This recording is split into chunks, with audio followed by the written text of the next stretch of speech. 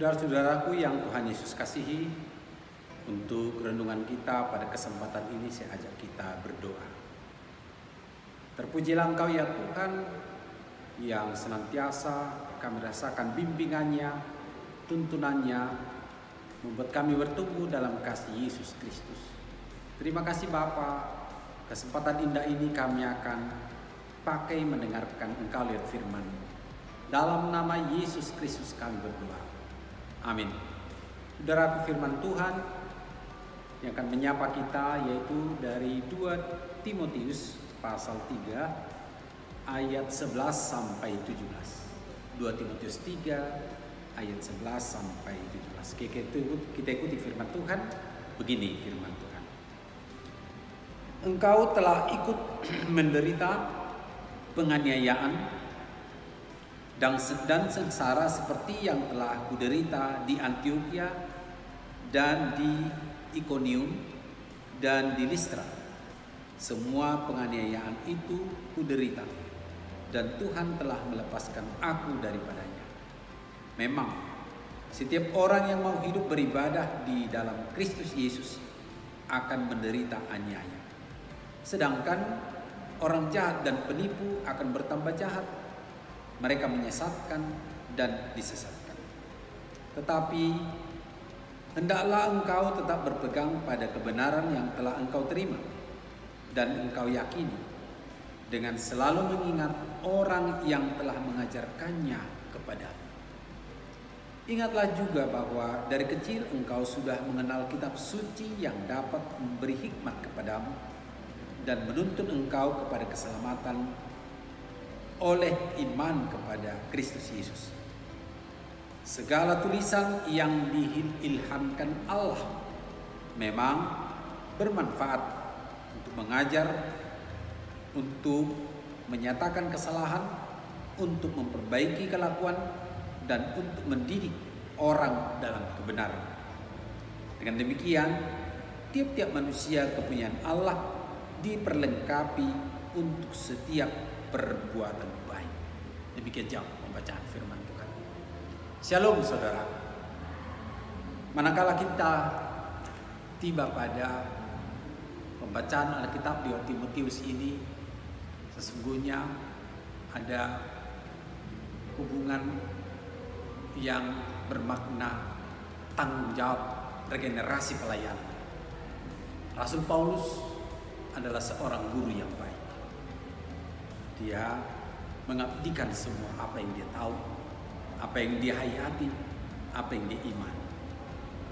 Sebagai seorang tokoh hamba Tuhan yang sudah mempersembahkan dirinya untuk pelayanan, maka dia pun tidak kalah tanggung-tanggung sebagai salah seorang profesor hukum yang sangat mengetahui banyak hal dalam kehidupan masyarakat.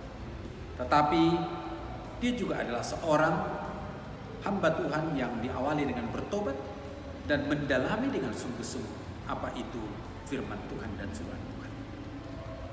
Sebagai seorang senior terhadap hambanya yang masih muda, Timotius, apakah yang akan terjadi dalam hubungan mereka?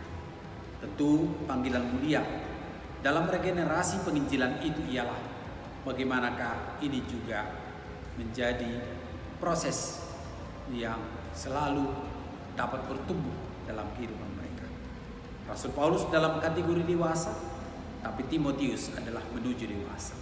Timotius tidak berangkat dari ketiadaan untuk menghayati firman Tuhan, tetapi dia seorang hamba yang masih muda dan mau meneladani Rasul Paulus. Saudara-saudaraku, persoalan menarik dalam nats ini, di atas nats ini ada judul yang berseru begini: iman bertumbuh dalam penganiayaan dan dalam pembacaan kitab suci. Iman yang bertumbuh. Apakah artinya iman yang bertumbuh? Iman tidak statis. Iman tidak mundur. Beriman yang baik itu ialah diperhadapkan dengan realita apa yang sedang terjadi. Di tengah-tengah zaman, pertumbuhan kepribadian, bahkan juga relasi sosial. Beriman itu sangat realistis. Maka ketika Timotius mengambil keputusan meniru Rasul Paulus sebagai pelayan yang layak ditiru, karena memang tentunya dia sudah banyak membandingkan dengan yang lain. Dia lihat sosok di sana, dia lihat sosok di sana, dan dia lihat Rasul Paulus. Maka dia putuskan, dan sebagaimana dengan Rasul Paulus bersaksi, dia Timotius adalah seorang yang meneladani seniornya. Dia taat, dia tabah. Kenapa? Rasul Paulus tidak pernah mengabaikan persoalan yang sedang terjadi. Masalah politik, konflik pelayanan, bahkan penindasan kepada para pelayan, hingga kepada pembunuhan yang sedang direncanakan. Timotius melihat sosok Rasul Paulus sebagai tokoh panutan dalam pelayanan. Saudara-saudaraku, apa yang mau kita simak di sana? Sebagai pemuda gereja, tentu ada beberapa hal. Antara lain ialah tidak salah hidup beriman itu mengikuti cara pandang yang sudah ada di tengah-tengah gereja. Artinya ada cara pandang gereja.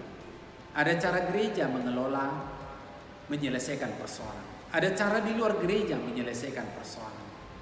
Itu mungkin ketertarikan salah satu yang dilihat oleh Timotius dalam bingkai Rasul Paulus adalah guru panutan tengah-tengah pelayanan gereja. Yang kedua ialah Rasul Paulus terhadap Timotius. Rasul Paulus berhasil memikat Timotius bahwa sikap tingkah laku Paulus itu adalah sikap yang konsisten. Timotius berhasil meniru cara hidup Rasul Paulus dan sangat tepat oleh dia yang sedang mengimani Tuhan dan dalam kehidupan pelayanan gereja. Konsistensi hidup sebagai orang percaya. Saudara-saudaraku, bagaimana ini kita gumuli di tengah-tengah pertumbuhan iman kita sebagai pemuda gereja? Tidak salah dong sebagai pemuda gereja. Sekali-sekali bisa diajak ke gereja teman, gereja sahabat. Jangankan gereja, mungkin lewat disiplin pendekatan ilmu, orang berkepercayaan lain, tapi karena kedekatan sosial, ya kita tidak kaku dong sebagai warga negara yang baik. Nah, persoalannya ialah, adakah kita menjadi insan yang sangat konsisten dengan kebaikan? Kita saling mengisi. Kebaikan yang ada pada orang lain itu kita bisa bersama. Yang ketiga ialah Rasul Paulus terhadap Timotius dalam hubungan umur yang sangat jauh berbeda, tetapi dia lihat pendirian Rasul Paulus itu adalah pendirian yang menarik. Dia tetap sangat kena mengenal dengan kondisi yang sedang dihadapi. Dalam suasana di terpenjara pun Rasul Paulus mau bercerita, menyampaikan tulisannya kepada sahabatnya Timotius. Karena Rasul Paulus tahu apa yang sedang terjadi di tengah-tengah pelayanan. Dia terbuka. Dia selalu mengikuti apa yang sedang terjadi. Maka Timotius tentu sebagai pemuda, maka kita sebagai warga gereja, ini kepekaan yang harus kita miliki. Ada kemandirian sebagai pemuda melihat persoalan yang sedang ada. Sumbangsi, saran, ketika ada pertemuan, maka mari kita aktif. Mari kita memberikan buah-buah pikiran kita. Tentu apabila mungkin tidak diterima hari ini, tapi karena itu pergumulan kita mungkin esok, mungkin lusa. Ada hal-hal yang selalu menjadi bagian peran serta pemuda secara aktif di tengah-tengah gereja. Yang berikut ialah kesadaran beriman. Sekali lagi Rasul Paulus dengan Timotius, masing-masing mereka berbeda zaman. Tetapi mereka tidak pernah bisa diukur oleh tantangan itu sebagai seorang beriman. Tentu mereka sangat menjunjung tinggi, menyadari beriman kepada Kristus yang juga telah lebih dahulu mengawali membuka perjuangan dalam pelayanan. Saudara-saudaraku, ini tanggung jawab pemuda gereja di zaman sekarang. Beriman di tengah-tengah tantangan. Yesus Kristus tetap harus menjadi panutan yang sangat baik bagi kita.